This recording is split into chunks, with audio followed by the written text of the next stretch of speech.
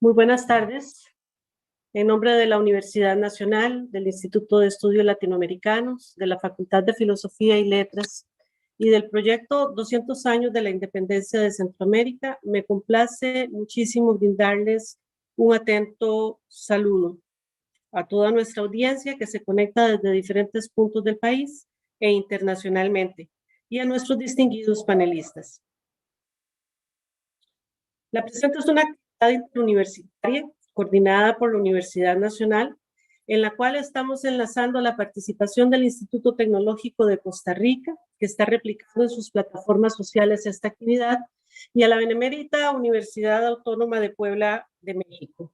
Agradecemos el apoyo de los colegas del Instituto Tecnológico en esta actividad y nos congratulamos con la universidad hermana al estar celebrando el 50 aniversario de su fundación. El tema que nos convoca en esta tarde-noche nos interpela a todos y a todas. Protección del recurso hídrico, experiencias en México y Costa Rica. Me complace muchísimo presentar en este momento a nuestros panelistas. La doctora Rosana Schiaffini Aponte, licenciada en Derecho por la Benemérita Universidad Autónoma de Puebla, máster en Administración Pública y Derecho Económico por el Instituto Superior de Administración Pública de dicha universidad, doctora en Derecho en Tendencias Ambientales por el Instituto Internacional de Derecho del Estado, en la Universidad de Castilla-La Mancha, docente en los posgrados de la Benemérita Universidad Autónoma de Puebla, investigadora y miembro del Sistema Nacional de Investigación Mexicano.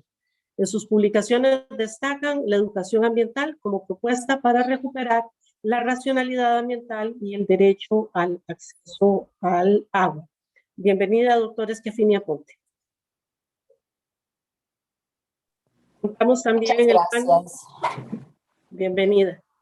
Contamos también en el panel con la doctora Claudia Charpentier Esquivel, bióloga por la Universidad de Costa Rica, máster en Ecología de Agua Dulce por la Universidad de New Hampshire, doctora en Manejo de Recursos Naturales con énfasis en Educación e Interpretación Ambiental por la Universidad de Idaho. La doctora Charpentier es una muy querida profesora jubilada de la Universidad Nacional, donde se desempeñó como docente, investigadora y extensionista, y además fungió en diversos puestos en la gestión académica. Bienvenida, doctora Claudia Charpentier, a esta que siempre es su casa. Muchas gracias, buenas tardes a todos. Muchas gracias. Nos acompaña también el doctor Cristian Moreira Segura, licenciado en Docencia, máster en Ciencias de la Educación, doctor en Ciencias Naturales para el Desarrollo Sostenible por el Programa Interuniversitario de la Región Mesoamericana, el DOCINADE.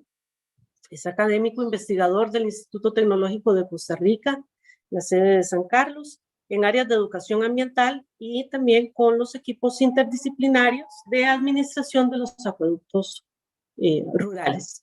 Dentro de la obra publicada del doctor Moreira podemos destacar El agua como parte de la cultura de las comunidades rurales, un análisis para la cuenca del río San Carlos y Educación ambiental y protección del recurso hídrico, obra que orgullosamente fue publicada en coedición entre las editoriales del Instituto Tecnológico y nuestra editorial de la Universidad Nacional. Bienvenido, doctor Moreira. Muchas gracias, bienvenidos todos a esta actividad. Muchas gracias. Es un gusto presentar al doctor Jorge Herrera Murillo, nuestro vicerrector de investigación en la Universidad Nacional, especialista en ciencias naturales y ciencias químicas, y además gestor del proyecto de articulación de estas importantes actividades académicas que hemos venido desarrollando y seguiremos desarrollando a lo largo del año, y que es el proyecto 200 años de independencia de Centroamérica. Damos la más cordial bienvenida al señor vicerrector, quien de seguido brindará el mensaje de bienvenida y de apertura de la actividad. Don Jorge, buenas tardes. Muchas gracias, doña Maribel. Muy buenas tardes. Quisiera empezar esta actividad dándole un cordial saludo a nuestros panelistas que hoy nos acompañan, especialmente a la doctora Rosana Schiaffini de la Benemérita Universidad Autónoma de Puebla, a la muy apreciada doctora Claudia Charpentier, profesora jubilada de nuestra institución, y al doctor Cristian Moreira, con quien tuve el gusto de compartir hace muchos años un proyecto de investigación en las asadas de la región Huetar Norte del país, cuando estaba empezando, por cierto, el DOCINADE como plataforma para potenciar esta colaboración entre universidades. Quisiera también darle un saludo a todas aquellas personas que nos sintonizan a través de las plataformas institucionales y redes sociales de la Universidad Nacional y el Instituto Tecnológico de Costa Rica. Cuando la Vicerrectoría de Investigación se planteó a inicios de este año la necesidad de que la Universidad Nacional contara con una plataforma para poder celebrar los 200 años de la independencia centroamericana, obtuvimos muy apreciadamente la colaboración del IDELA para generar esta iniciativa, y desde el momento en el que se concibió la iniciativa buscábamos que fuera una plataforma no solo para hacer una remembranza histórica de los hechos que han permitido la consolidación de un proyecto país, sino también plantear la posibilidad de analizar temas coyunturales que definitivamente marcarán el futuro próximo del desarrollo económico, social y político de nuestro país y de nuestra región. ¿Y qué manera más oportuna de hacerlo si no es alrededor del recurso hídrico? Y es que el recurso hídrico, además de enfrentar los desafíos que históricamente han acontecido sobre él, hoy se enfrenta a un nuevo desafío, que es el embate del cambio climático sobre este recurso, que no solo nos pone en una premura en términos de la disponibilidad del recurso hídrico en cuanto a cantidad, sino también de su disponibilidad en cuanto a calidad. Y eso hace que las decisiones que hemos venido postergando hace muchos años sobre la búsqueda de modelos eficientes para la gestión del recurso hídrico, del empoderamiento y desarrollo de una cultura ambiental que fomente el uso racional del recurso, nos hace que tengamos que tomar decisiones y revertir el rezago acumulado de muchísimos años en periodos de tiempo muy corto. Y es que, si bien es cierto, la región centroamericana es una región que contribuye muy poco a las emisiones de gases de efecto invernadero, es una de las regiones a nivel mundial que se va a ver más fuertemente impactada por los embates del cambio climático. Y específicamente ahí es donde nuestra capacidad de adaptarnos al cambio global nos forza a poder acelerar procesos y toma de decisiones en materia de gestión del recurso hídrico que durante mucho tiempo se han venido postergando. Quiero agradecer a los compañeros del IDELA, muy especialmente a mi estimada Maribel, por la coordinación de esta actividad. Estamos muy seguros que este espacio va a ser un espacio que nos va a permitir discutir y analizar los retos que en cuanto a la conservación y uso racional del recurso hídrico nos plantea esta nueva dinámica mundial, y precisamente con esta articulación de universidades, con la participación del Instituto Tecnológico y de la Universidad Benemérita Autónoma de Puebla, poder generar algún espacio para poder vislumbrar hojas de ruta para poder tomar acciones efectivas que permitan garantizar el acceso a la población al recurso hídrico en la cantidad y calidad que permitan un desarrollo económico y social equilibrado. Muchísimas gracias a nuestros expositores, muchísimas gracias a doña Maribel y a compañeros del IDELA, y les deseo el mejor de los éxitos en el desarrollo de esta actividad. Muchísimas gracias al señor vicerrector Jorge Herrera por sus palabras. Cuando consideramos que, según los expertos, hay cerca de 34 cuencas hidrográficas en el país, sabemos que Costa Rica ha sido un país bendecido por la naturaleza. Se solía decir de que hace algunos años que el agua era un recurso inagotable y renovable, lamentablemente, y en definitiva sabemos que hoy que eso no es así. Hay una enorme presión que se posa por los mismos modelos de desarrollo actual sobre la naturaleza en general y sobre la utilización y el consumo de agua en particular. Hay una responsabilidad enorme de todos nosotros como sociedad para la protección y defensa del agua. En el marco de estas actividades conmemorativas del bicentenario de la independencia, esta problemática, esta situación nos interpela en tanto que pensamos cuál va a ser ya no el país, sino la región o el mundo que vamos a heredar a las generaciones futuras. De cara al bicentenario de la independencia, estas reflexiones nos hacen mirar con mayor ahínco hacia el futuro para tomar las decisiones necesarias y urgentes hoy. En este sentido, quisiera en primera instancia dar el uso de la palabra a doña Claudia Charpentier para su mensaje inicial de bienvenida. Doña Claudia. Buenas tardes. Pienso que hemos estado y estamos en un mes que tiene una gran cantidad de celebraciones ambientales. Hoy se celebra el Día de los Océanos, el 5 se celebró el Día Mundial del Medio Ambiente. Son momentos para repensar la forma en que nosotros nos relacionamos con todos estos recursos que nos da la Madre Tierra. Es un momento para que pensemos la huella que estamos dejando. Y hoy vamos a hablar sobre el recurso hídrico en donde lamentablemente estamos dejando una de las huellas más grandes.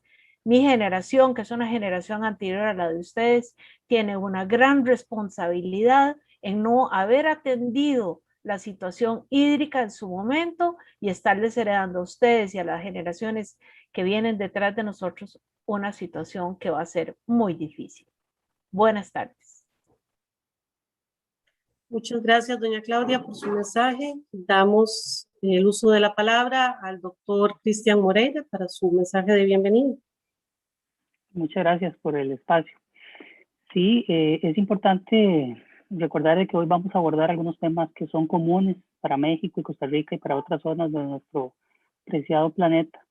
Pero más que ver esa coincidencia y ver esos elementos que son coincidentes independientemente de la latitud donde estemos, lo que queremos es generar más que respuestas, preguntas, y que con esas preguntas seamos capaces, todos los que estemos en esta audiencia, pues de generar de alguna u otra manera un cambio, por grande que sea o por pequeño que sea, es un cambio sumamente importante.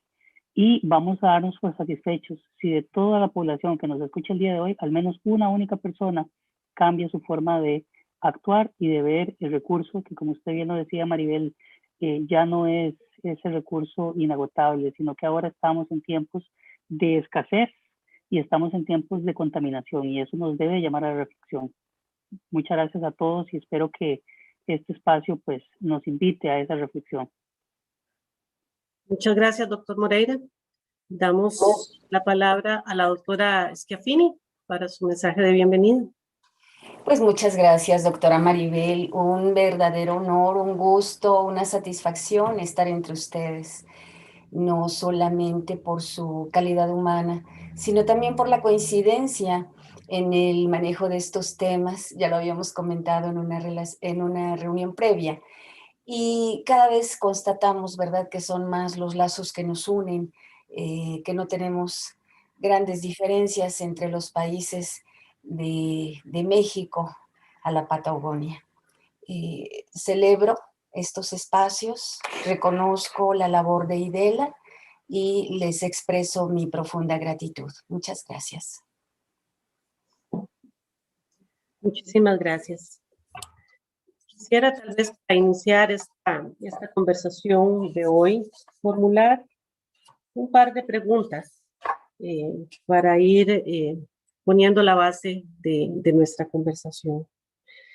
Según lo que hemos estado conversando de esta preocupación inminente sobre la protección, la conservación, el uso adecuado del recurso hídrico, y tomando en consideración las diferentes especializaciones, incluso la proveniencia de las universidades, y pues por supuesto que la la proveniencia de nuestra distinguida pasante académica.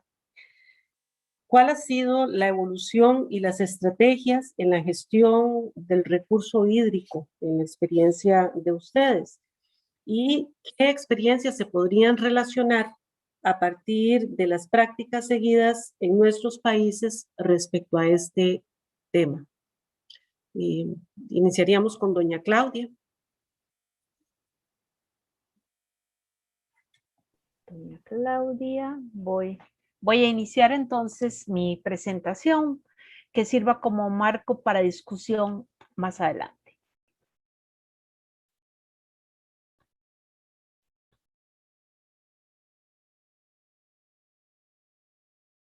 Yo quisiera hablar esta tarde sobre la gestión integrada del recurso hídrico, pero específicamente quisiera hablar sobre las barreras a superar para la gestión integrada del recurso hídrico en Costa Rica.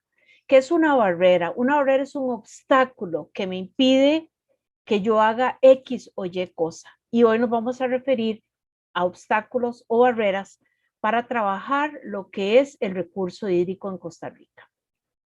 La situación legal de Costa Rica es bastante buena, podríamos decir, porque tenemos políticas y decretos que son del 2018. Tenemos un Plan Nacional de la Gestión de los Recursos Hídricos del 2008, una política hídrica del 2009.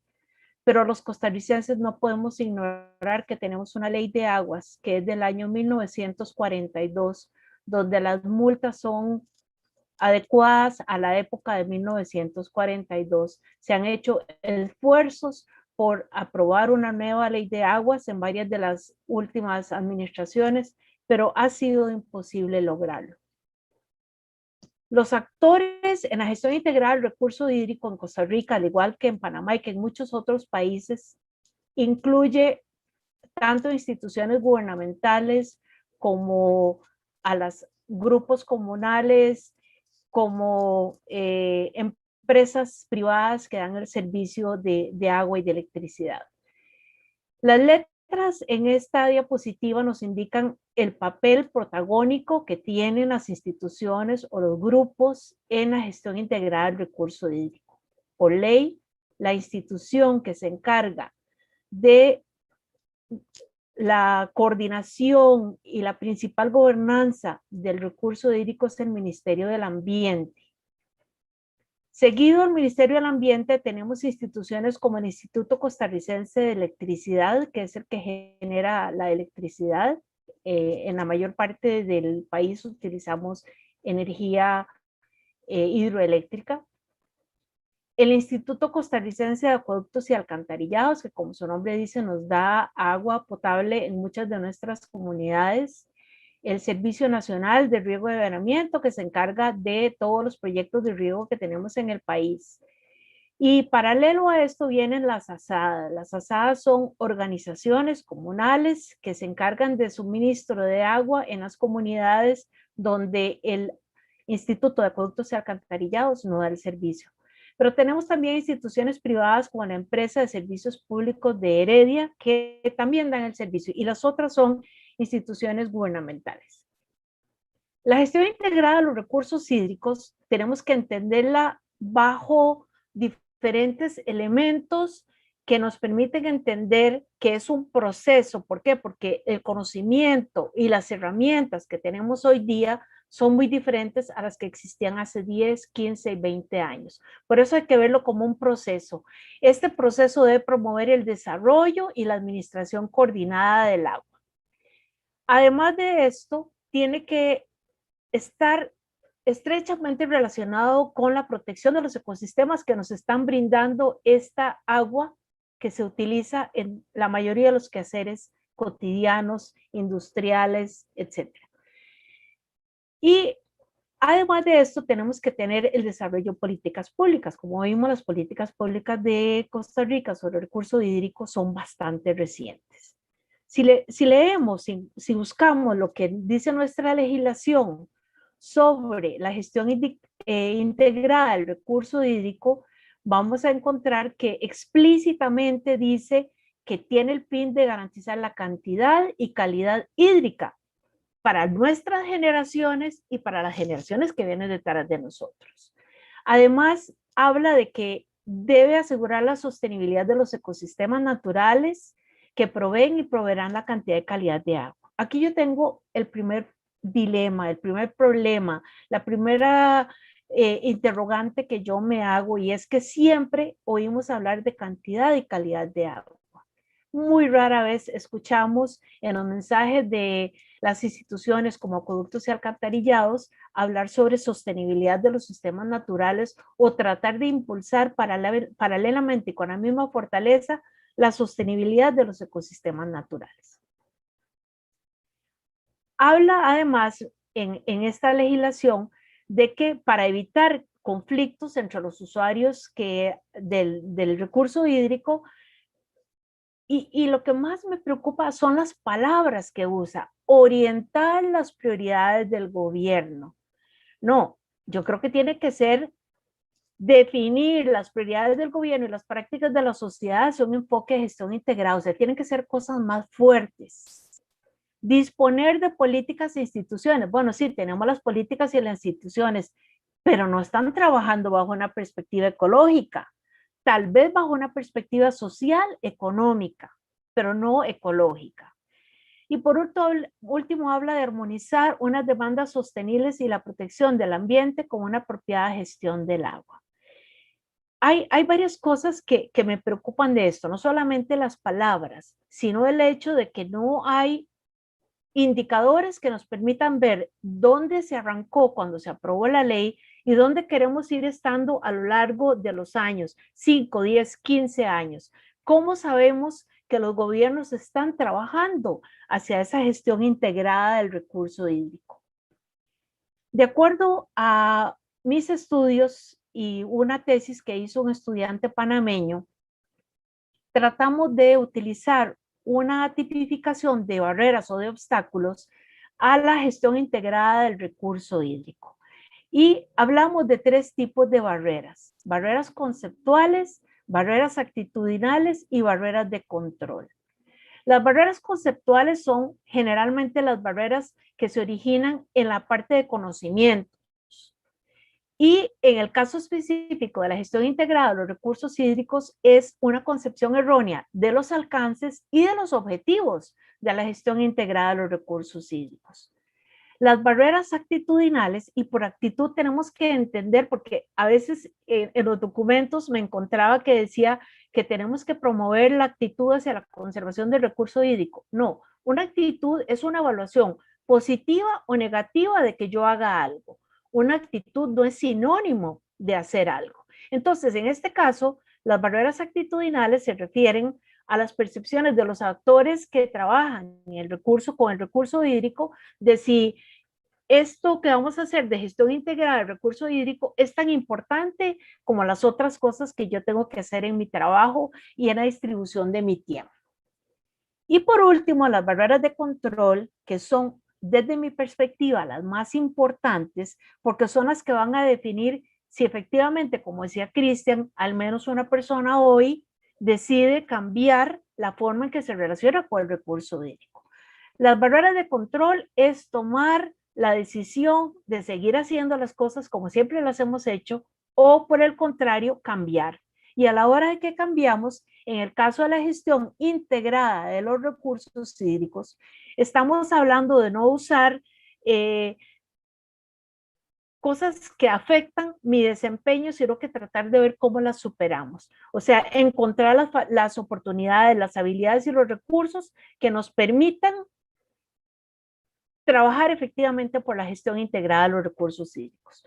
Veamos algunos ejemplos que yo extraje de la consulta de los instrumentos que tenemos en el país. Entre las barreras conceptuales está el desconocimiento de los fundamentos científicos, como por ejemplo el ciclo del agua. En alguna de las leyes hablan del ciclo social del agua. Perfecto, hablemos de ciclo del agua, ciclo social. Si no entendemos el movimiento que tiene el agua para pasar de un compartimento a otro, para pasar de aguas subterráneas a aguas superficiales al mar, y entender que en este momento la mayoría del agua que cae sobre la tierra, en lugar de permear las capas y llegar a reabastecer las aguas subterráneas, están llegando al mar, pues estamos desconociendo lo que está sucediendo hoy día. Otra barrera conceptual es considerar que hay poca teoría y práctica sobre la gestión integrada de recursos hídricos. Tenemos que trabajar con lo que tenemos y tenemos que identificar a dónde están las debilidades, qué es lo que hace falta. Pero si solo nos escudamos en que no hay suficiente, no vamos a salir adelante. Lo que ustedes planteaban, considerar el agua como un recurso inagotable y un regalo a la naturaleza, porque hay personas, me acuerdo en el trabajo cuando Cristian estaba haciendo su tesis doctoral, que algunas personas consideraban que no había que cobrar el agua, porque el agua nos la da la madre naturaleza. Otra barrera conceptual es centrarse únicamente en cantidad y calidad de agua para abastecimiento humano o para riego, y no en lo que es la conservación de todos los ecosistemas que nos proveen de agua o en la disposición final en el ambiente. Entonces tenemos que, si bien es cierto, se han modificado muchas cosas, ya no vemos las aguas miel del café que llegan a los ríos y se nos descomponían todos los ríos. Estamos viendo avances, pero todavía seguimos impactando y la mayoría del impacto es del uso doméstico del agua. Ya no podemos escudarnos en las industrias y en la agricultura. Otras barreras conceptuales son los programas de investigación y de planificación de recursos hídricos a nivel de cuenca hidrográfica que son insuficientes. Eso lo plantean en los documentos que leímos. Bueno, la necesidad de trabajar a nivel de cuenca hidrográfica está planteado en los documentos de Costa Rica de hace por lo menos 15, 20 años. ¿Por qué no hemos podido llegar a hacerlo? ¿Por qué tenemos ejemplos claros como los que hay con el Reventazón y con el Pirris y no lo hemos podido hacer a nivel de otras cuencas? ¿Qué es lo que está impidiendo? Es necesario revisar deberes y derechos de los usuarios. Muchas veces encontramos de que se demanda cantidad y calidad, pero no vemos ninguna obligación con respecto a mantener márgenes de ríos y de lagos y de nacientes reforestadas, y eso le corresponde a dueños de finca y a las comunidades. Un manejo limitado de la legislación, el hecho de que esté dispersa y de que Acueductos y Alcantarillados tenga su legislación, el Ministerio del Ambiente tenga otra, y el desconocimiento impide que se pueda trabajar de una mejor manera. Otras barreras actitudinales fue lo que les había mencionado, no ver la gestión integrada del recurso hídrico como la tarea prioritaria de las personas que trabajan con el recurso hídrico. Hay que incorporar más criterios técnicos científicos en la gestión integral del recurso hídrico, de manera que se puedan tomar decisiones que estén fundamentadas en los resultados científicos y no en ocurrencias. Hay limitaciones para aprender a incorporar el uso de herramientas tecnológicas como balances hídricos, sistemas de información hídrica, modelación de caudales. Y hoy día con los programas que tenemos, que ya no es como antes que hacíamos con calculadora los cálculos, ahora podemos ingresar la información y la computadora nos va a ayudar a tener los resultados, nos va a dar gráficos y podemos interpretar y no gastar horas simplemente procesando la información. Entramos a las barreras de control que, como yo les decía, son fundamentales. Yo pienso que si se trabaja atendiendo a las barreras de control, automáticamente estaremos atendiendo las actitudinales y las conceptuales. ¿Por qué? Para que yo pueda hacer muchas de estas cosas, voy a necesitar los conocimientos, voy a necesitar las actitudes, pero sobre todo voy a necesitar empoderarme para poder actuar. Una de las barreras de control más importantes es decir que no tenemos tiempo, no tengo los materiales, mi computadora está muy vieja, la situación legal no es clara, el presupuesto que manejamos es insuficiente. Entonces todo esto hace de que yo me vaya convenciendo que no lo puedo hacer. En lugar de decir con lo que tengo, ¿qué puedo hacer? ¿Cómo puedo establecer alianzas con las universidades, con otras instituciones que pueden tener mejores equipos de computación, etcétera? O sea, ¿cómo tratar de no pensar en negativo, sino que pensar en positivo? Otro de las barreras importantes es que yo no sienta que yo como funcionario que tengo que trabajar con gestión integrada de recursos hídricos, entender que yo tengo que actualizarme, que tengo que mantenerme capacitado al día, tantos seminarios y tantas cosas a las que se asisten. En realidad le están dando las herramientas que esta persona necesita para hacer su trabajo, o simplemente está yendo a gastar los fondos institucionales cuando se podrían estar utilizando para una mejor actualización e información de estas personas. Entonces, hay que trabajar con tecnologías, con sistemas de información hídrica, la forma de devolver los resultados a los usuarios. Enfatizo esto muchísimo. Las personas que trabajan en las asadas, por lo general, son personas con muy baja escolaridad. Yo, aquí en mi comunidad donde vivo, tenemos una asada en donde las personas tienen baja escolaridad. Si los resultados no se devuelven de manera que estas personas puedan entenderlos e interpretarlos, sencillamente nunca los van a utilizar. Existe una insuficiente coordinación entre los actores, entre instituciones y los usuarios. O sea, si el MINAE es el órgano rector, el MINAE tiene que preocuparse por trabajar coordinadamente con los demás y por velar que los demás también estén cumpliendo su trabajo. Si no, no vamos a lograr la gestión integrada de los recursos hídricos. Yo me di a la tarea de consultar a varias asadas. Yo estoy viviendo en Puriscal, que es una zona rural de Costa Rica. La asada de mi comunidad es una asada pequeña que abastece a 50 viviendas. Creo que ahora tal vez más, como 75 viviendas podemos tener aquí, o sea, es relativamente pequeña. Y quien tiene que ayudar y actualizar a las asadas es el Instituto Costarricense de Acueductos y Alcantarillados. Yo les pregunté a ellos qué tan cerca trabajaban con acueductos y alcantarillados, qué tanto les ayudaban, cómo estaban promoviendo la conservación del recurso hídrico, y ellos me dijeron que el apoyo era muy limitado. Le consulté a una de las asadas que es la de las asadas estrellas de Puriscal, porque se han preocupado montones por comprar terrenos, por reforestar, por tener sus viveros, por repartir árboles entre las comunidades vecinas, y me dijeron exactamente lo mismo. O sea, si una institución como Acueductos y Alcantarillados no está ayudando a la gente de las asadas, no está cumpliendo su trabajo. Y entonces ahí es donde el MINAE tiene que ejercer su control. Hay insuficiente utilización de los datos ofrecidos por estudios científicos.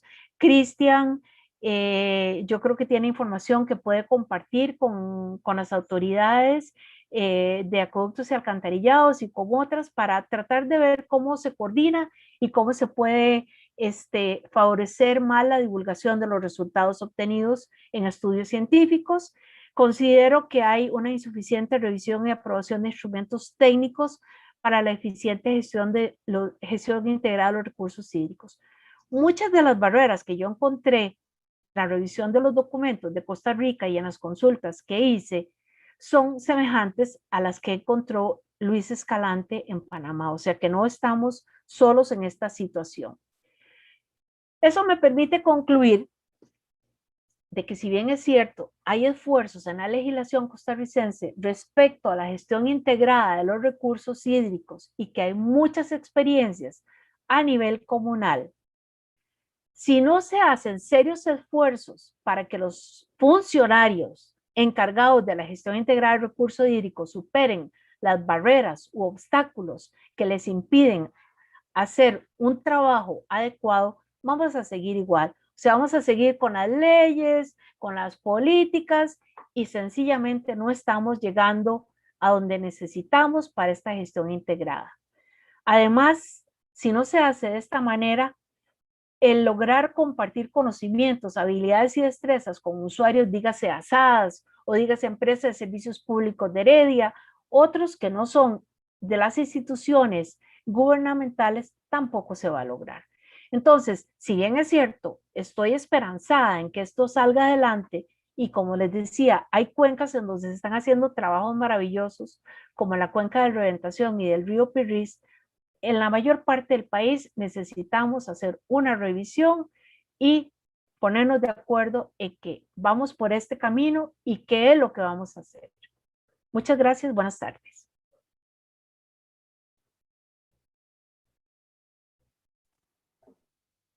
Agradecemos muchísimo la participación de doña Claudia. Retomamos de la exposición que nos ha hecho la necesidad de continuar en los esfuerzos y de tratar de lograr que haya una mayor coordinación entre las instituciones y los entes encargados, así como el acompañamiento también de las organizaciones que están trabajando directamente en la administración del agua como uno de los grandes retos que nosotros debemos afrontar. Creo que este sentido de las barreras, los obstáculos que plantea doña Claudia, es un aspecto que debe tomarse definitivamente muy en consideración si queremos avanzar en nuestros esfuerzos y en el mejoramiento en la protección del recurso hídrico. Muchísimas gracias, doña Claudia, y estoy segura de que vamos a tener varias intervenciones y preguntas al final de la sesión que usted nos podrá aclarar. Seguidamente damos la palabra al doctor Cristian Moreira. Muchas gracias, Maribel. Muchas gracias, doña Claudia, por esa presentación tan precisa que de alguna manera resume en gran parte esa problemática que estamos enfrentando a nivel nacional y me atrevería a decir pues a nivel latinoamericano. Voy a apoyar mi intervención con una pequeña presentación que va a servir únicamente como una guía, tal vez para ilustrar algunos elementos importantes de los puntos que considero pues son los más relevantes para el espacio que nos encontramos. Mi presentación va a estar subdividida de alguna manera en tres aspectos. El primero corresponde con el contexto donde se desarrolla la experiencia que voy a tratar de relatar. Voy a hablar un poco también de ese proceso que ya doña Claudia nos hizo una pequeña intervención y voy a terminar esta pequeña pues, charla con ustedes hablando acerca de cuáles son esos resultados y cuáles son esos retos que se plantean a partir de la experiencia que aquí se presenta. El preámbulo que nos hace doña Claudia pues es muy acertado y nos permite entender que el problema del agua es un problema muy complejo y es un problema que de cierta manera necesitamos desagregarlo para comprenderlo de manera más precisa para luego poderlo integrar y con ese conocimiento pues poder hacer una mejor intervención. Podemos hablar de problemáticas relacionadas con elementos económicos, con conflictos sociales, con problemas de gobernanza y de gobernabilidad. Podemos abordar también la temática desde la contaminación y el saneamiento. Podríamos hablar también de acceso y de disponibilidad. Podríamos hablar también de generación y aprovechamiento. Podemos hablar de cultura hídrica y un muy largo etcétera, que aquí puede engrosarse dependiendo de las experiencias y las necesidades de cada uno de nosotros. En este sentido, pues yo hago esta pequeña diferenciación para ubicar en ese contexto que la experiencia y la contribución que voy a hacer va ligada directamente a lo que tiene que ver con la cultura hídrica. En ese sentido, pues, y esta variedad que tiene la problemática ha sido muy bien relatada, pues, con esa celebración que recién pasó, que es el Día Mundial del Agua, donde desde el año 1994 venimos celebrando diferentes temáticas que se relacionan directamente con esa problemática relacionada con el agua. Vemos cómo vamos desde un inicio con cuidar de nuestros recursos hídricos, que es cosa de todos, hasta algo más específico como lo que estamos celebrando este año, que es Valoremos el Agua. Muy a propósito de todo este asunto pandémico, donde el acceso a esa agua se vuelve vital, no solamente para la salud, sino también para la vida, como me gusta a mí mencionarlo y en una de las láminas me voy a referir a esto. Esto nos da una idea, nos da una pincelada de la complejidad que tiene el problema hídrico y que esa complejidad requiere un abordaje también complejo que puede ser seccionado y puede ser abordado de manera precisa, como decía anteriormente, para luego ser integrado y que tenga un impacto más directo. En este sentido, nosotros en un proceso sistemático de investigación abordamos la temática de los casos de los acueductos rurales, las ASADs, que es el nombre corto que se tiene. Vamos a definirlos como acueductos rurales por si tenemos poblaciones de otros lugares. Eso nos genera problema en Argentina cuando hablamos de las ASADs, ¿verdad? Pero vamos a hablarle de acueductos rurales. En ese sentido se generó un proyecto, bueno, fueron varios proyectos, pero este fue el proyecto tal vez insignia que enmarcaba esos otros, que lo que tenía que, la relación que tenía con los acueductos era que se había detectado una serie de problemáticas. Esas problemáticas pues aquejaban a todos los acueductos de la región Huetar Norte, pero decidimos hacer un abordaje inicial en 2 de estos acueductos, donde como mencionaba la doctora Charpentier anteriormente, pues es gente que tiene un interés muy grande en la conservación del agua, pero a veces no cuenta con esos recursos ni metodológicos ni conceptuales y requieren algún apoyo por parte de nosotros, que como académicos podemos de alguna manera aportar en ese desarrollo que ellos tienen. Los acueductos rurales, pues obviamente son unas entidades que se forman a partir de la necesidad de administrar el recurso hídrico y se generan a partir del sentir de la comunidad. Es ahí como a partir de proyectos de investigación y de extensión que se realizan, es así como a partir de trabajos de tesis y es a partir de que se detecta una necesidad de iniciativas de capacitación y de educación que se genera la propuesta que se desarrolla. Hay un alto grado de organización comunal, este es uno de los elementos importantes en esta región y me atrevería a decir que a lo largo del país. Es importante mencionar que para este momento había una inexistencia de iniciativas de educación ambiental para estos acueductos que abordaran la temática de la cultura hídrica.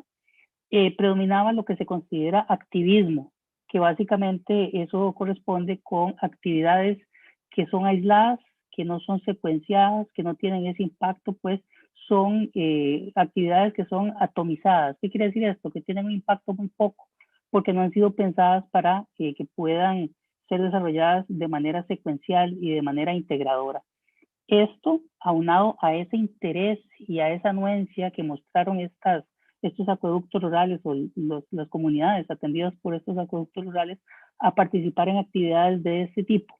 También en ese momento y todavía el tema hídrico está en la agenda nacional y en la agenda internacional como uno de esos elementos y como esos temas que son intemporales, ya que en todo momento tenemos alguna situación pues que nos recuerda la importancia de esa conservación.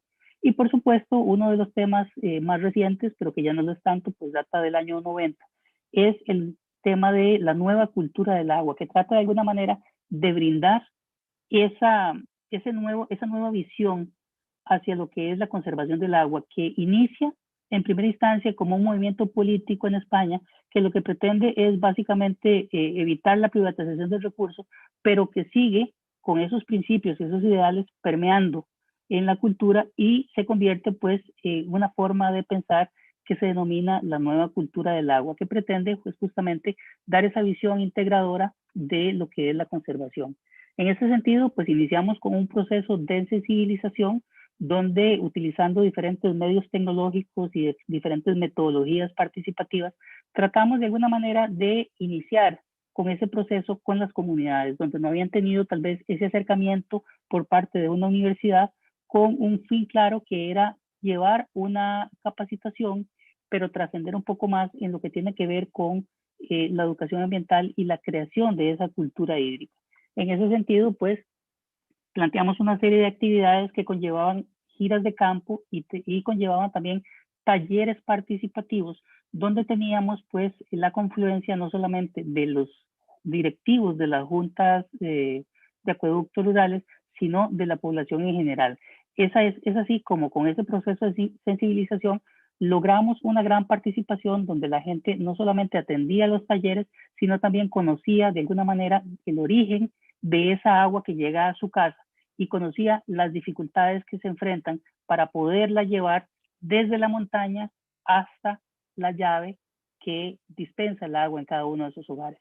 Entonces enfrentamos algún tipo de barreras, como indicaba doña Claudia. Una de ellas era comprender por qué la gente no sabía o no quería exteriorizar de alguna manera la importancia que tenía el agua que se extrae desde la montaña y que pasa por un proceso bastante complejo, donde tienen que enfrentar una serie de problemáticas, no solamente naturales, sino también de índole legal y de índole humano, para poder llevar ese recurso de una zona de muy difícil acceso y de mucha complicación para poder ingresar, pasando por sistemas que a veces son, podemos llamar artesanales, porque no obedecen a elementos ingenieriles, ni mucho menos a elementos de construcción muy adecuados, ¿verdad? Para poder llevar ese recurso hasta la casa.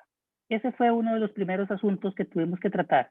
¿Por qué? Porque desconociendo ese trayecto del agua, la gente realizaba cosas que no eran adecuadas, ¿verdad? Y teníamos, por ejemplo, algo muy representativo que es este dispensador de agua, pues con doble tubo, ¿verdad? Que podríamos pensar de que fomenta de alguna manera ese uso irracional del recurso. Esta fotito que tenemos acá pues nos funciona también con fines didácticos y con fines de educación ambiental, pues para llevar ese mensaje y no solamente llevar ese mensaje, sino generar algún tipo de acción particular. En ese sentido, pues se generó todo un proceso metodológico didáctico donde tratamos de plasmar esas vivencias de la comunidad en algún tipo de material que fuese no solamente simple de utilizar, sino que también tuviese toda esa carga emocional, esa carga contextual y que representara a los acueductos que estaban siendo objeto de esta intervención y que al final nos dimos cuenta que era la realidad no solamente de los acueductos de la zona, sino los acueductos a nivel nacional y también un poco más allá de nuestras fronteras. En ese sentido, pues tratamos y diseñamos una metodología y una estrategia que utiliza un paradigma de enfoque constructivista, donde lo que pretende no solamente es generar o romper ese tipo de barreras, sino generar algún tipo de impacto de manera directa, utilizando una serie muy variada de estrategias que van desde el uso de simulaciones, el uso de ilustraciones, investigación a nivel comunal, obviamente adaptado al nivel de los participantes, discusiones grupales, uso de elementos más didácticos como diagramas, rompecabezas y proyectos que nos permitía de alguna manera emular esa problemática que detectamos. Y con una actividad tan simple como la que tenemos acá, que nos permite representar ese trámite o ese traslado que tiene el agua desde la naciente hasta el hogar, permite de alguna manera sensibilizar no solamente de la importancia de tener un acueducto rural que se encargue de esa parte administrativa, sino también de que se encargue de toda la problemática relacionada con ese trasiego del agua. Entonces, este es uno de los elementos importantes, pues nos permite, a partir de necesidades y a partir de debilidades detectadas, construir competencias de índole general que luego son transformadas y son separadas en competencias más específicas que trabajan o que se atienden de manera diferenciada tanto en el nivel personal, yo como persona, ¿qué puedo hacer? A nivel familiar, nosotros como grupo familiar, ¿qué podemos hacer? Y a nivel comunal, de ese grupo de familias de manera integrada, tratando de resolver problemas al nivel que ellos puedan. Es por eso que se genera una matriz muy interesante con todos los temas relacionados con los conocimientos necesarios, pero no solamente conocimientos, sino también habilidades y destrezas y alguna forma de evaluar ese progreso que se va logrando en toda esta propuesta metodológica que se desarrolla. Es así como de manera gráfica podemos ver cómo propusimos ese trabajo, empezando con el individuo, luego trascendiendo un poco a la familia y luego ese conjunto de familias trascendiendo a la comunidad. Ese fue pues prácticamente el proceso que se realiza y que tenemos muy buenas experiencias y que tenemos muy buena documentación. Es importante aquí mencionar de que gran parte de toda esta experiencia se plasma en un manual. Ese manual, doña Claudia, que se encuentra aquí presente, también es coautora de este manual y nos puede también ilustrar un poco de la importancia que tiene su aplicación y los resultados que ha tenido. Pero les quería contar de que, bueno, ha sido presentado como una herramienta más de educación ambiental que contribuye a esa cultura hídrica desde una óptica práctica. Lo que concibimos como la educación ambiental moderna, donde lo que se premia y lo que se pretende es que la gente realice acciones, que pase de ese sentimiento de querer hacer a efectivamente realizar una acción. No importa si es una acción grande o es una acción pequeña, es una acción al fin que va a contribuir en todo este proceso.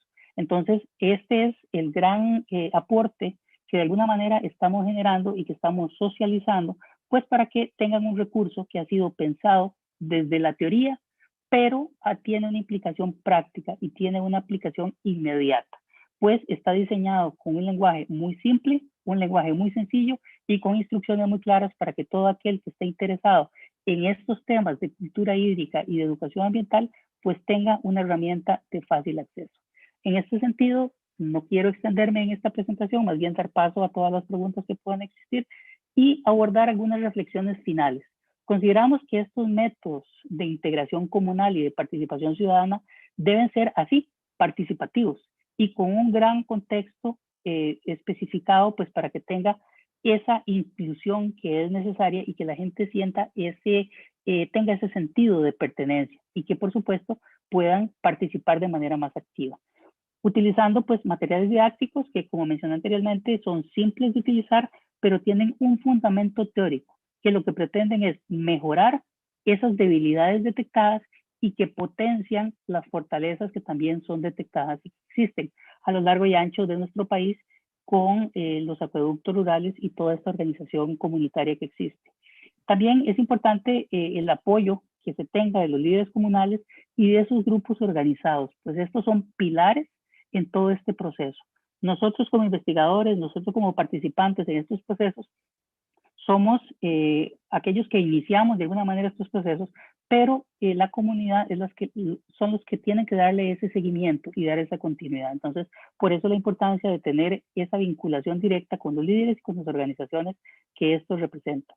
Es importante también entender que favorecer la formación de competencias es uno de los elementos importantes, es uno de los elementos que nos va a dar esa durabilidad en el proceso y no con la concepción que teníamos un poco más arcaica, que era simplemente transmitir conocimientos por el hecho de transmitir conocimientos. Está comprobado y tenemos mucha evidencia de que los conocimientos por sí solos ayudan poco a esas acciones.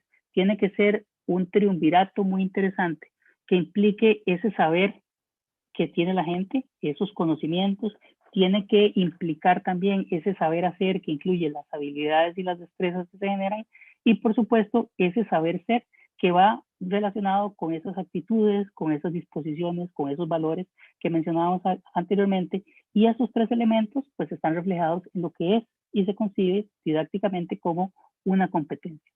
En este sentido pues el reto que nos queda a todos los que estamos interesados en esta temática y no solamente nosotros, sino todos aquellos que se sirven de este recurso, es un reto bastante grande. Es un cambio de paradigma, es un cambio donde tenemos que pasar de eso que apuntaban ustedes al inicio, de que el agua es un recurso inagotable, a comprender que es agotable en términos de su disponibilidad, en términos de su calidad, que es un recurso que no tiene un valor cero, sino que tiene mucho valor y que a veces es tan valioso que es poco cuantificable.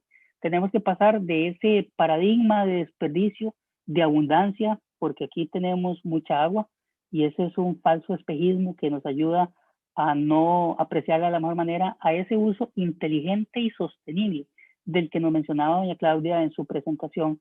Es importante también entender que el agua ya no es crítica para la salud, es crítica para la vida y esta pandemia nos viene a reforzar ese concepto. También hay que entender y hay que concebir de que el paradigma de que el agua es un bien de acceso restringido, tanto en calidad como en cantidad, debe ser roto y pasar a un paradigma de dominio público. No solamente dominio en términos de su uso, sino también en las responsabilidades que implica su conservación. Y pasar de ese uso irracional y de ese no es mi problema a comprender de que la gestión adecuada del recurso hídrico es responsabilidad mía a mi nivel y que de manera directa me afecta lo que suceda con este recurso. En términos generales, el reto que nos queda, al menos en nuestro país, con esta imagen lo represento, es que tenemos a lo largo y ancho de nuestro país cerca de 1.543 asadas o grupos comunales organizados que administran el agua en diferente tamaño y no hemos podido llegar a todos. Estamos impactando de manera muy poca, tal vez, a mi juicio, en la comunidad o en la zona donde estamos trabajando, y poco a poco, con actividades como esta, damos a conocer esta nueva forma de ver la aproximación que se puede hacer al agua y a la educación ambiental para la conservación, pero vamos muy lento. Es por eso que tomamos todas estas actividades como ese trampolín para dar a conocer esta iniciativa y potenciarla de alguna manera. En paralelo estamos haciendo pues los contactos ya con el ente regulador, que es Acueductos y Alcantarillados, pues para llevar de manera más estructurada esta información, pero ahí vamos rompiendo algunas de esas barreras que nos hablaba doña Claudia y problemas que tenemos y que mencionamos anteriormente en términos de gobernanza y gobernabilidad del recurso, pues para llevar estas iniciativas. Cierro mi presentación con esta reflexión y abro el espacio para esas consultas más bien que puedan tener con respecto a lo que hemos expresado acá. Nuevamente agradecerles por la participación, nuevamente instarlos a que seamos parte de ese cambio y que podamos de alguna manera revertir esa situación tan negativa que nos aqueja. Muchas gracias y buenas tardes. Muchísimas gracias, don Cristian. Don Cristian en su presentación nos introducía brevemente a uno de los entes operadores del esquema nacional que tal vez es la cadena más vulnerable de este eslabón, que son las asadas entendidas como estos comités rurales que se encargan de proveer servicios de abastecimiento de agua para uso y consumo humano en comunidades o en pequeñas poblaciones en donde no le es rentable a otros entes operadores poder hacer una intervención. Es importante comunicarle o enterar a la gente que nos sintoniza hoy en esta actividad que tal vez las asadas como entes operadores de recursos hídricos son estructuras democráticas muy bonitas en donde la operación se hace a partir de la participación comunitaria y en donde tal vez tenemos los retos más grandes, porque por ejemplo, mientras que operadores institucionales como el AIA, la empresa de servicios públicos, logran niveles de potabilidad cercanos al 98, 99%, en las asadas tenemos niveles de potabilidad que rondan entre el 75 y el 77%. Y son instancias, son entes operadores que históricamente han sido abandonados por la mayoría de las instituciones y que esfuerzos como los que realiza Cristian para poder desarrollar estrategias de educación ambiental que permita la sensibilidad de la población y los actores comunales involucrados, sin duda son estrategias importantísimas para el fortalecimiento de la gestión del recurso a este nivel.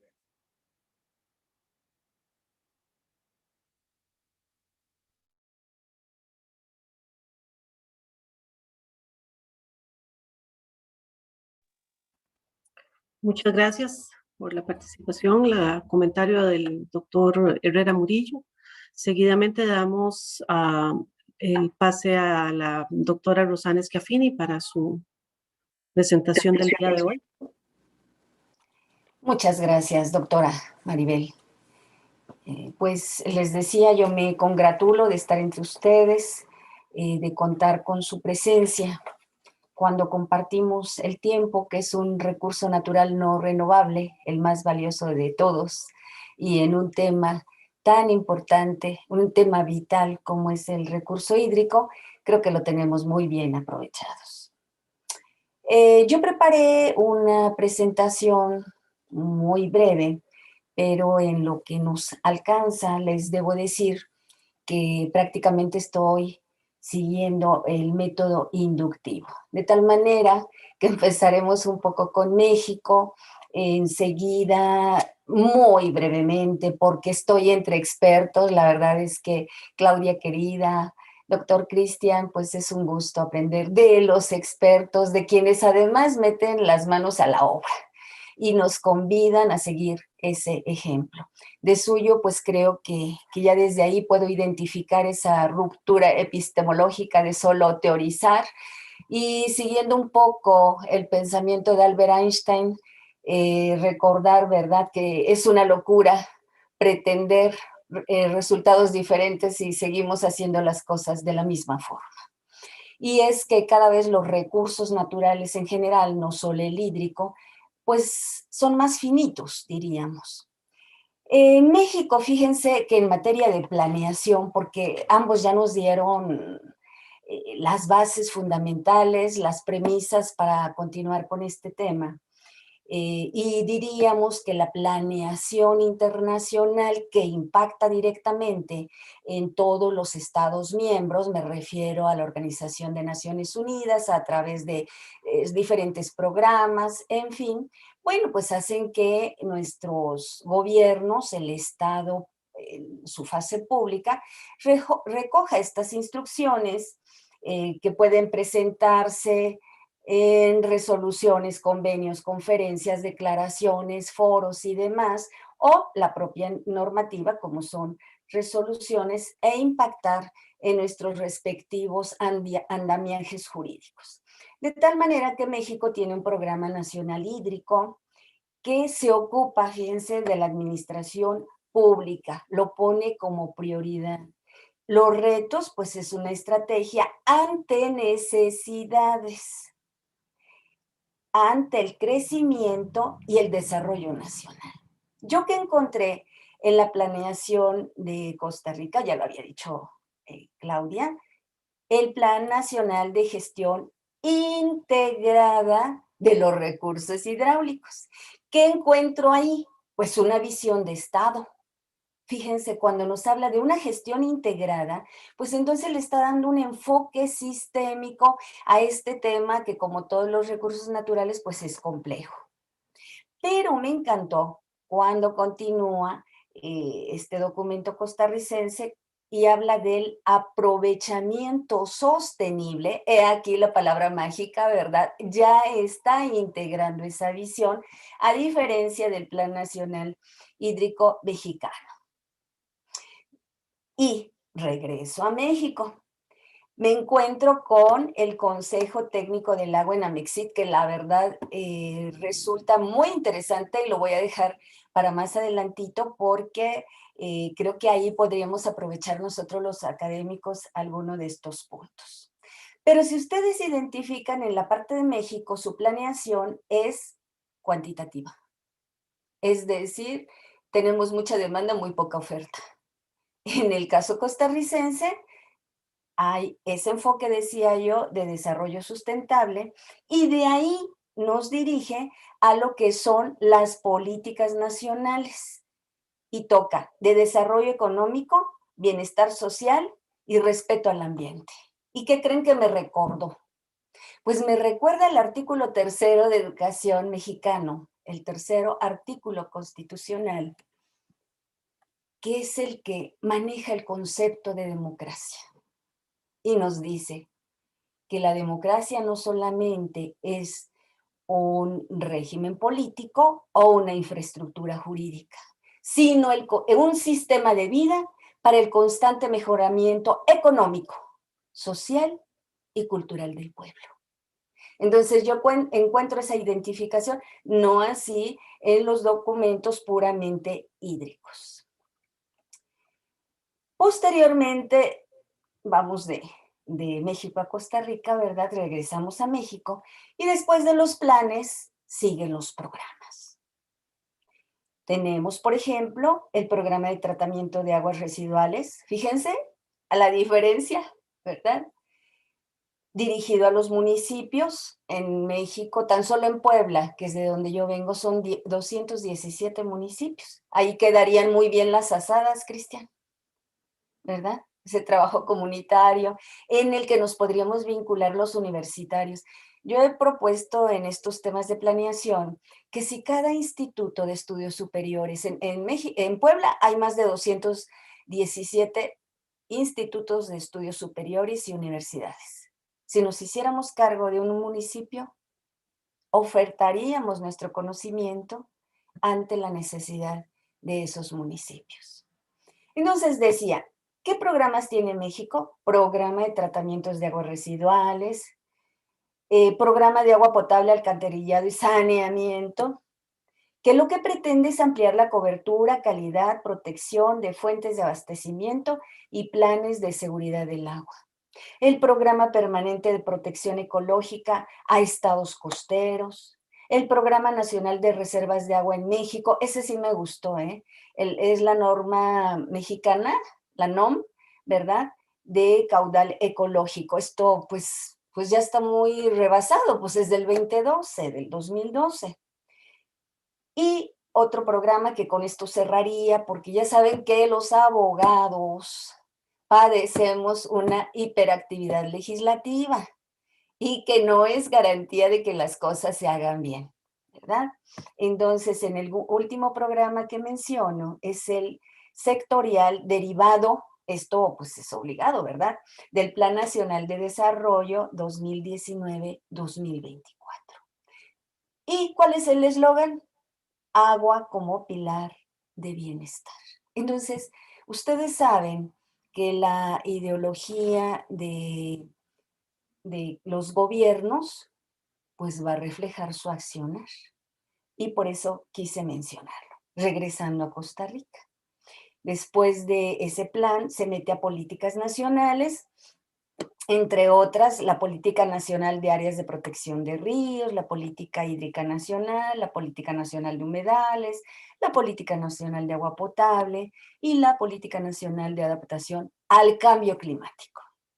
Entonces, todo esto está reflejando la gran diferencia en la interpretación de que a pesar de que estamos influenciados, impactados, decíamos, por resoluciones, convenios, conferencias, declaraciones, foros internacionales, ¿cómo lo interpretamos? Y más que nada, ¿cómo lo realizamos? Esto de proteger al agua, pues no es nada nuevo. En el siglo XVIII, en una resolución de ONU, ¿verdad? Nos habla de que la soberanía permanente sobre los recursos naturales. Y luego me encuentro con un convenio, bueno, nos vamos a 1923 y está la Convención sobre el Desarrollo de Energía Hidráulica que afecte a más de un estado. Es decir, si estamos aprovechando el agua, pero perjudicamos a nuestro vecino, pues se supone que no debería suceder. Pero esto nos lleva a algún tema que habíamos comentado previamente sobre esas obras o esas mega obras, como las presas, ¿verdad? En el caso latino, pues ven Itaipú, entre Brasil y Argentina y el vecino. Ellos, pues, aparentemente construyeron en armonía. Por cierto, que esta presa era de las más grandes hasta que vino Tres Gargantas en China, en fin. Pero todos sabemos que en la conducción, sobre todo en el norte de África, pues, todos están en guerra. ¿Por qué? Porque están extrayendo, violentando estas convenciones. O sea, mega obras que afectan, obviamente, los propios recursos naturales de las diferentes naciones.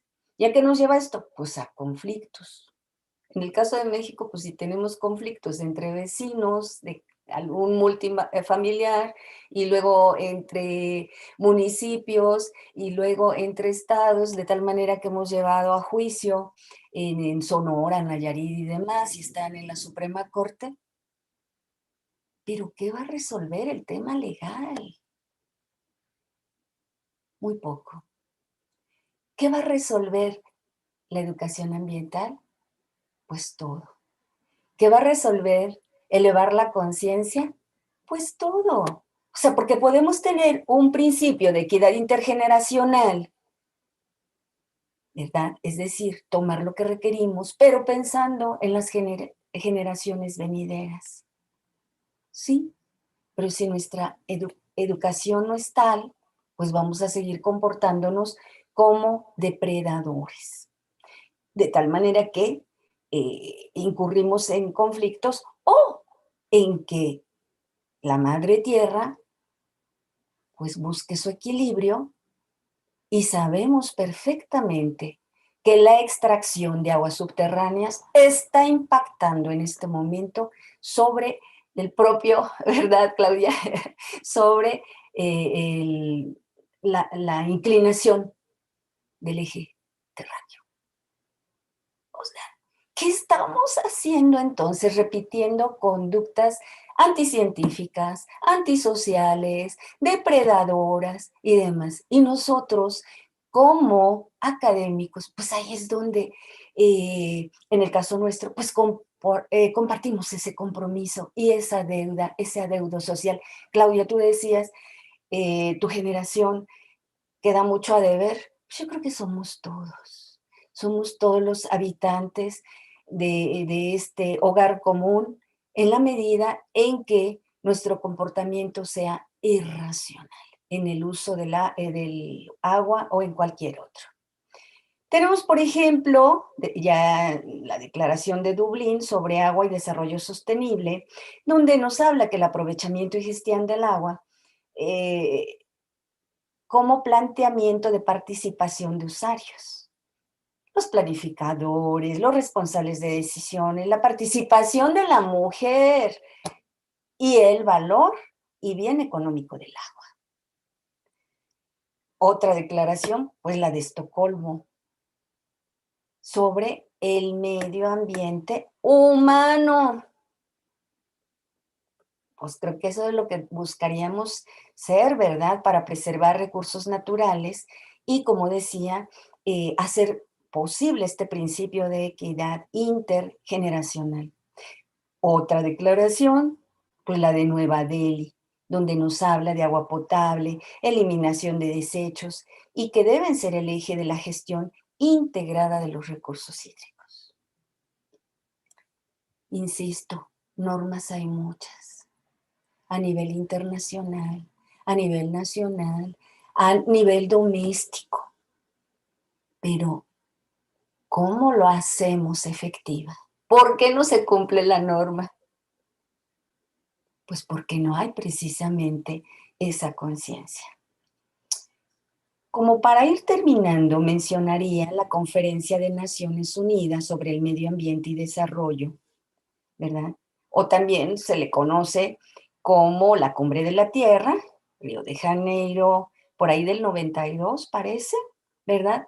Donde los principios de cooperación, agua y economía, participación en agua potable y saneamiento, asentamientos humanos, producción alimentaria y cambio climático, pues ya estaban ahí desde el 92. Para el 2002 y 12, y nos encontramos a 30 años de... Y hace énfasis sobre asentamientos humanos y desarrollo sostenible. Y así vamos de cumbre en cumbre, de conferencia en conferencia, de declaración en declaración. Sí, pero nuestra realidad, por ejemplo, el caso mexicano es que, ¿qué creen?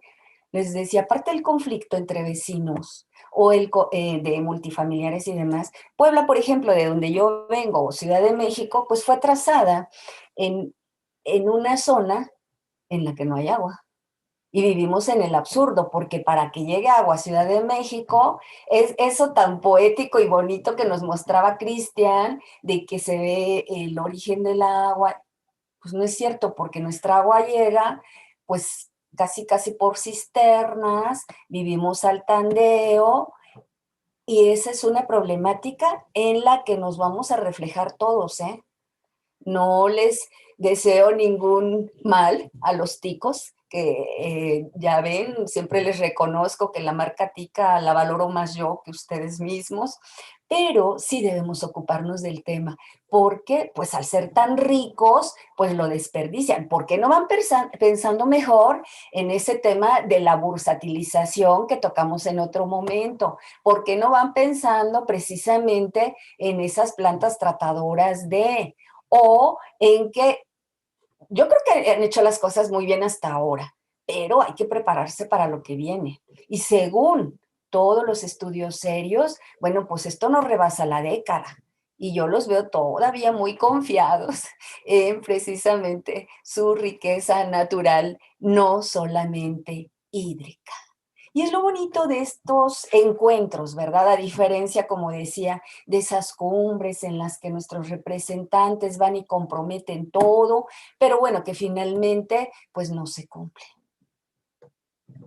y quisiera dejarlos precisamente con esa reflexión. Yo me llevo mucho de esta tarde. Yo me llevo, por ejemplo, pues lo que significa asadas, ¿verdad? Porque diría Cristian, bueno, pues piensa uno en otra cosa, muy, muy diferente. Claudia, me has alimentado mucho con esas barreras, ¿verdad? De tipo conceptual o actitudinal o de control. ¿Y sabes qué? Yo agregaría en la de control, pues al propio derecho, porque no hay que, hay que recordar que la ley es un medio de control social. O sea, no está para impulsar el desarrollo, está para controlar a su sociedad. Y por otro lado, pues no hay que perder de vista que este es un problema complejo, ¿verdad? Que valoremos el agua, pues está muy bien puesto, pero valoremos, ¿saben? Me recordó una propuesta de alguno de mis alumnos de licenciatura, ni siquiera del posgrado en ciencias ambientales, donde yo pongo siempre dos líneas de investigación. Una es convivencia pacífica, la otra es educación ambiental. Me sorprendió mucho un grupo, porque también fomento el trabajo en equipos, y le puso a su trabajo Aguas México. Aguas, o sea, sí, pero es alerta, ¿no? De cuando en otras épocas, pues lo que se votaba eran aguas, pero de otro origen, pero que era, tomen conciencia. Bueno, pues efectivamente en un eslogan tan pequeño, Aguas México, y yo diría, no en el grado que nosotros estamos, pero pues aguas, ticos, porque pues este es un problema mundial y créanme que según estudios serios, bueno, pues el impacto, ¿verdad? No tarda ni una década, está pronosticado a 5 años. Entonces, pues como decíamos al principio, si seguimos haciendo las cosas de la misma forma, pues obtendremos los mismos resultados. Por tanto, pues creo que hay que ir cambiándole. Y bueno, algo súper rescatable. Esa reforestación, pues nos recuerda que el binomio agua-árbol, pues son precisamente esa dualidad que nos permite la recarga de esos mantos freáticos, ¿verdad? Aquí también, pues induzcamos a las investigaciones, sobre todo del IDELA, vamos a comprometer a Maribel en ese menú de líneas de investigación para darle un tratamiento científico a esta problemática, ¿verdad? También los científicos sociales, bueno, y Claudia sí está del otro lado de los científicos reconocidos, serios, ¿verdad? Pero tenemos que aportar. Y recordemos que vamos transitando día a día de lo ordinario a lo extraordinario, de lo cotidiano a lo científico. Y creo que con esto acabo porque mi material nunca me alcanzó. Muchísimas gracias, doctora Rosana Schiaffini, por su presentación, por la plática y por el aguas también. Correcto. Creo que nos quedamos también con algunas ideas claves del agua como bien económico, como bien social, como derecho humano. Y el impacto en este sentido del principio de equidad y de la gestión integrada del recurso, ¿verdad? Y de la protección y de la conservación, la existencia de esta diversidad de normas que señalaba de que más bien a veces parecen ser demasiadas, y aquí hago referencia a lo que decía el pensador italiano Norberto Bobbio, de la necesidad de garantizar la protección efectiva. Muchísimas gracias a todos y a todas. Tenemos varias preguntas. Si ustedes me permiten, quisiera iniciar con ellas, pues para generar un diálogo también con nuestra audiencia. Tenemos a Hermes Campos, estudiante de la Escuela de Historia y internacionalista también.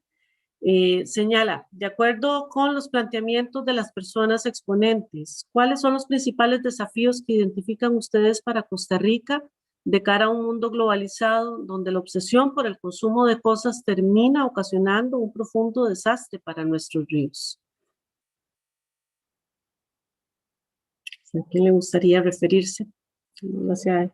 Yo creo que está obligado que nuestros expertos contesten, pero yo solamente intervengo por un minuto.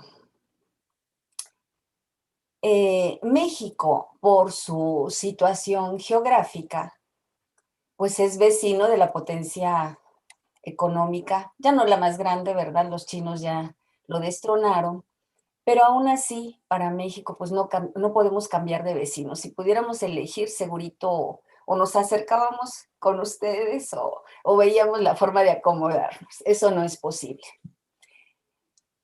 Y quiero decirles que si la población no participa, no se informa, van a llegar al momento en que nosotros nos encontramos. Por ahí del 2002, 2006, yo empecé a observar un fenómeno que ahora les comparto. El gobierno estadounidense reclamaba al gobierno mexicano, por esas épocas Vicente Fox, quien declaraba que su gobierno era un gobierno de empresarios para los empresarios. O sea, nada más un poquito para contextualizar. También por esa época se invade Irak en nombre de los derechos humanos. De suyo, el primer misil es lanzado del rancho de Fox porque se había unido George Bush, ¿verdad? Y de ahí da la orden para lanzar ese misil.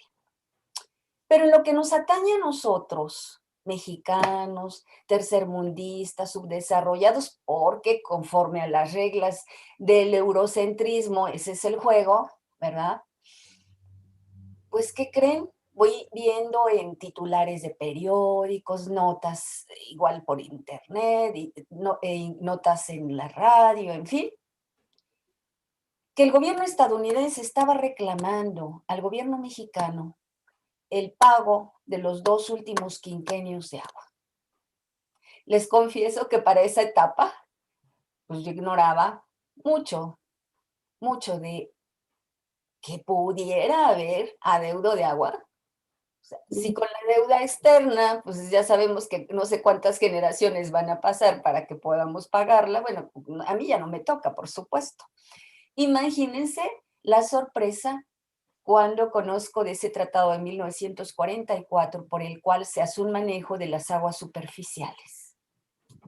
Y como se trataba de un momento político en Estados Unidos, se obliga a vaciar las presas del lado mexicano para dotar de agua a los agricultores del sur de Texas. Lo primero que se pregunta al abogado, bueno, pues es que si hay un documento jurídico que sea válido para una exigencia de tal envergadura. Y un instrumento jurídico internacional, pues solamente son los tratados. Y sí, en efecto, el tratado de 1944, en el cual las condiciones de biodiversidad hídrica pues era muy diferente a las actuales. Cada vez las crisis de agua se agudizan a tal grado que nos llevan al estrés hídrico y a la escasez de agua en el mundo. O sea, en el fondo, el tema que existe, ustedes supieron, hace pocas semanas, nuevamente un muy, muy grave conflicto entre palestinos e israelitas. En el fondo es el agua. Yo tuve la suerte de estar en el único manantial de agua dulce que existe del lado israelita. Y ellos con tecnología, con inteligencia, pues lo consideran un tema de seguridad nacional e internacional. Y que han hecho pues un tratamiento científico de tal manera que padeciendo por no tener agua, pues son los amos de la irrigación en el mundo y de los sistemas de irrigación. Entonces, ¿por qué no cambiar? Diríamos, pues lo digo más por el caso mexicano, y ser proactivos, darle tratamiento científico a estos temas. O sea, la paz no puede existir ante una carencia, en este caso, del vital líquido. Pero sí les dejo esta inquietud. No, siempre a donde voy aprovecho para comentar, ¿verdad?, sobre este conflicto binacional México-Estados Unidos en torno al agua y que yo lo proponía en su momento, era mi hipótesis central, si hay un sistema de planeación adecuado, que en la protección del agua debe existir este sistema de planeación. Todos los instrumentos que he mencionado esta tarde son parte de ese andamiaje de planeación. Bueno, pues nuestras condiciones de cientificidad, de riqueza, de subdesarrollo, pues son precisamente las que nos pueden condenar a seguir dominados por ideologías dominantes, a seguir entregando nuestros recursos, sea por la ley, como en ese caso, ¿no? Que Fox vació las presas y a través de un acta de la Comisión Internacional de Límites y Aguas, pues hasta quedamos debiéndoles y cosas por el estilo.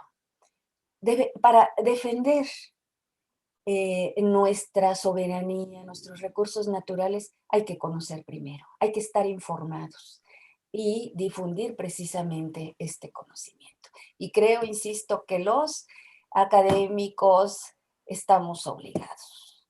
Ahora sí, prometo callarme, Maribel. Muchas gracias. No, muchísimas gracias. Es que perdí momentáneamente la comunicación. Van a disculpar. Tengo a alguien, no tengo la identificación, con manita levantada. Creo que soy yo. Huawei P Smart 2019. Correcto. ¿Quién es yo? Miguel Calderón Quesada. Ya, don Miguel Calderón, qué gusto. Por favor, adelante con Igualmente. su pregunta.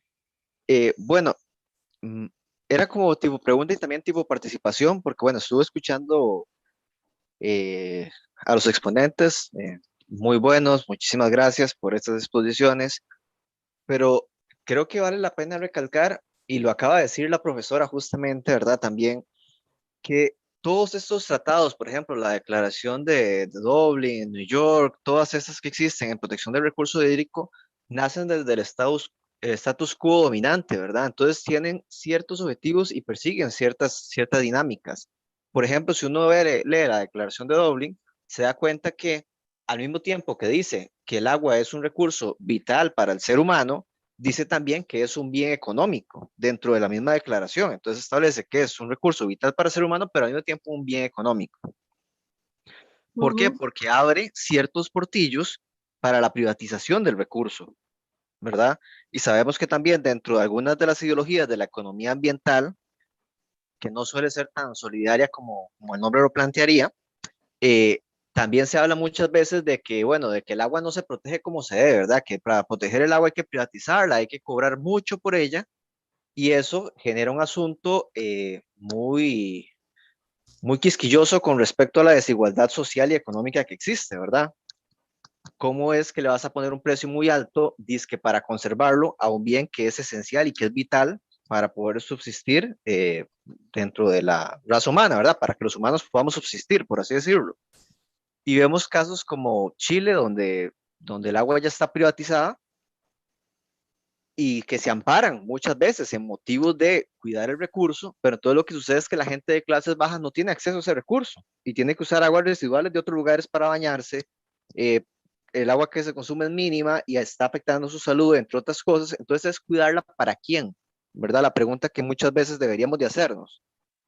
Yo siempre le digo a la gente, está muy bien cerrar el tubo mientras me lavo los dientes, está muy bien ir a sembrar los árboles a la orilla del río, pero también debemos de hacer la acción política para evitar situaciones como esta que contó la compañera sobre Vicente Fox, ¿verdad? O sea, que el día de mañana el agua que cuidamos los ticos pertenezca a los ticos, ¿verdad? ¿Qué pasa si el día de mañana nosotros la cuidamos, llega un presidente o con todo un conjunto y dice, no, privaticémosla para cuidar el recurso basado en que estos mismos principios nos hablan de que es un bien económico y que la misma economía ambiental nos habla de que para que la gente que lo valore tiene que ser cobrado altamente, y al final lo que hacemos es privarnos a nosotros mismos del derecho a tener este recurso, ¿verdad? El derecho a tener agua, por disque conservarlo. Entonces hay que ver muchas veces que el discurso viene a conservarlo, pero conservarlo ¿para quién?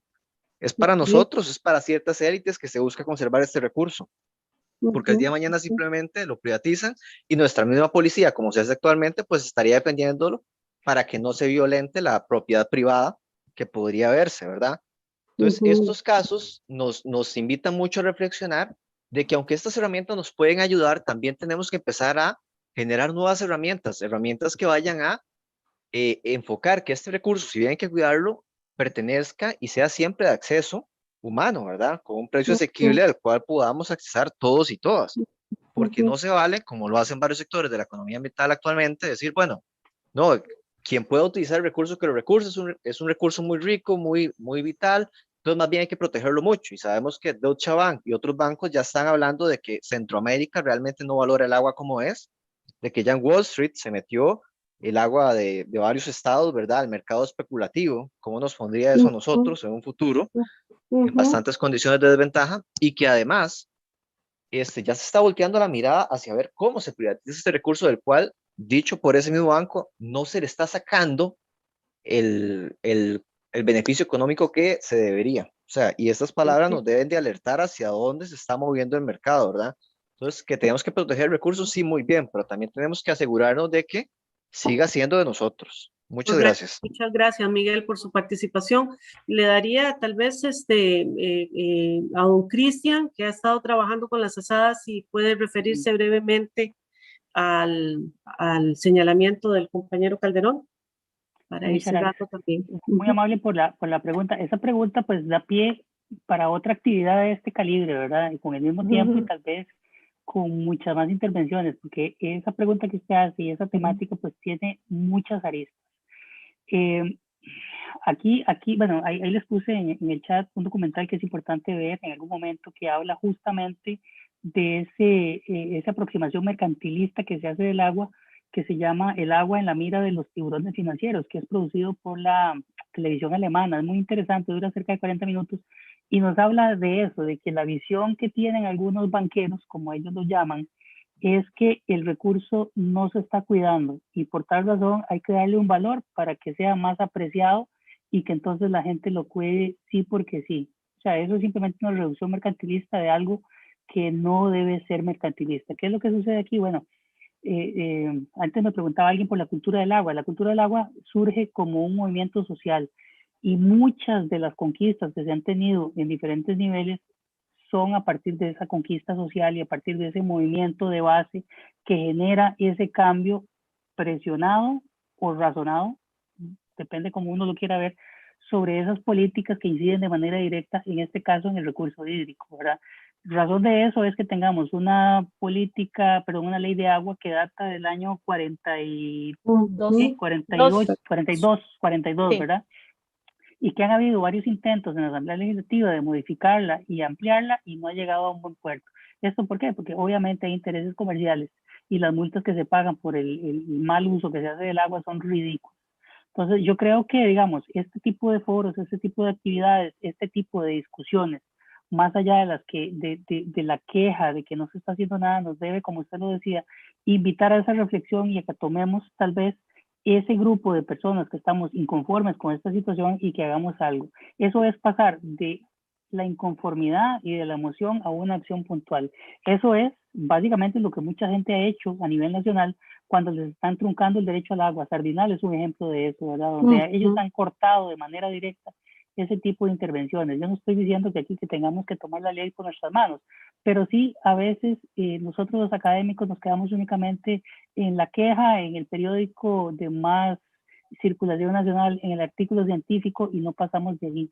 Es por eso que cosas como estas, donde vamos a las comunidades y escuchamos a las personas y los orientamos, básicamente estamos aportando en ese grano de arena, ¿verdad? Cuando hablamos de los acueductos rurales tenemos una gran discusión donde el ente gobernante, que es el Acueductos y Alcantarillados, en algún momento estaba solicitando la firma de un convenio de sucesión para los acueductos rurales, y muchos de ellos se opusieron a esa firma y afrontaron todas las consecuencias que eso implica, ¿verdad? Entonces yo creo que a veces efectivamente tenemos que arrollarnos las mangas y de alguna manera pues tomar acción en esas cosas que a veces no son no sé, tan académicas, pero sí van a tener algún tipo de impacto. Yo siento que como lo promulga la nueva cultura del agua, ir a las bases, ir a esa base de la pirámide que puede generar ese cambio, es lo que a veces podemos relacionar. Los estudiantes normalmente son grupos muy organizados que se acuerpan pues para sus luchas propias y para obtener no sé, sus beneficios o lo que ellos consideran que es importante. Yo creo que este podría ser una lucha más que podamos acuerpar y tal vez desde la academia darle ese soporte técnico y ese soporte más razonado pues para que tenga un impacto. Cuando discutimos sobre estas cosas siempre vamos a tener esa discusión. Es un asunto legal, es un asunto político, ¿a quién le toca empezar? Bueno, el que me toca empezar es a mí, no hay más. El que tiene que poner esa bola a rodar soy yo. ¿Cómo? De la forma que yo considere. Aquí tenemos representados muchos profesionales de diversas áreas y cada uno está aportando al recurso hídrico y a su mejora desde su ángulo. Algunos desde la parte política, de la parte legislativa, otros de la parte química, de la parte de análisis, otros de la parte de definición social, otros de la parte educativa, pero nos falta todavía mucho. Como yo inicié mi exposición, pues las aristas son muchas y los problemas son muy variados. Tenemos que agruparnos los que estamos interesados en esto pues para tener un impacto. Y no, llamarlos a que ustedes también se agrupen y que busquen estos espacios pues para generar esas sinergias, que es lo único que vamos a poder tener pues para enfrentar ese enemigo intangible que se llama la economía. Muchísimas gracias. Nos quedan algunas preguntas pendientes, sin embargo ya estamos también sobre el tiempo. Más bien yo retomaría las preguntas y pues trataríamos de hacer un foro ya digamos offline pues para continuar con este diálogo. Agradecería muchísimo la participación de todos ustedes en esta sesión de hoy. Nuestro cariño y nuestro agradecimiento a los panelistas y le cedería más bien la palabra a nuestro vicerrector de investigación pues para que realice las palabras finales de la actividad. Don Jorge. Creo que las presentaciones realizadas hoy por nuestros panelistas nos pusieron este abordaje en dos dimensiones. Doña Claudia nos introducía el tema a una escala más de gobernanza. Ella nos planteaba la necesidad de poder contar con un esquema que no solo se preocupe por la disponibilidad en cuanto a cantidad y a calidad, sino también por el entorno ecológico en el cual se encuentra inmerso el recurso hídrico. Nos planteaba también la necesidad de poder contar con instrumentos que nos permitan tener una adecuada planificación y sistemas de información que nos permitan orientar la mejor toma de decisiones. Don Cristian nos llevó a otro eslabón de la gestión del recurso hídrico y es la participación comunitaria en tanto a nivel de operación de entes abastecedores de servicios de agua para uso y consumo humano, sino también del rol que como individuos tenemos en el desarrollo de una cultura relativa al agua que propicie su valoración como recurso y el desarrollo de las mejores prácticas para fomentar su uso racional.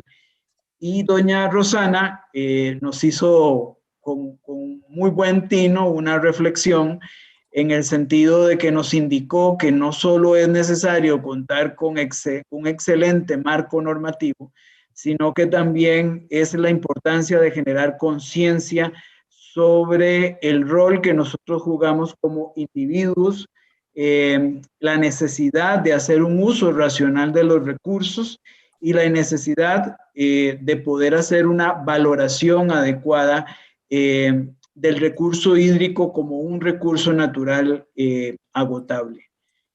Quisiera en nombre de la Vicerrectoría de Investigación, en nombre del IDELA y de la Universidad Nacional y del Instituto Tecnológico, agradecer a todas las personas que nos siguieron esta transmisión el día de hoy, desearles a todos muy buenas noches y muchísimas gracias.